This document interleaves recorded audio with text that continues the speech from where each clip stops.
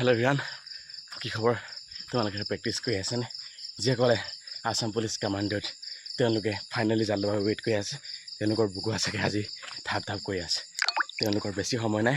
তেওঁলোকৰ যি সপোন বাস্তৱত ৰূপায়িত হ'বলৈ ৰাতিটো ৱেইট কৰিব লাগিব। তাৰপাছত তেওঁলোকৰ যি আশাৰ ৰেঙনি, যি তেওঁলোকৰ এপইণ্টমেণ্টৰ বাবে তেওঁলোক যিসকলে ৱেইট কৰি আছে, যি ফাইনেল ৰিজাল্টৰ বাবে ৱেইট কৰি আছে, সেইসকল কেণ্ডিডেটৰ দুখৰ চকু পানীবোৰ সুখৰ চকু পানীলৈ পৰিণত হ'ব। গতিকে মষ্ট ৱেলকাম জনাইছোঁ। আৰু যিসকল ফেইল হ'বা, তোমালোকে চেষ্টা কৰি থাকিবা।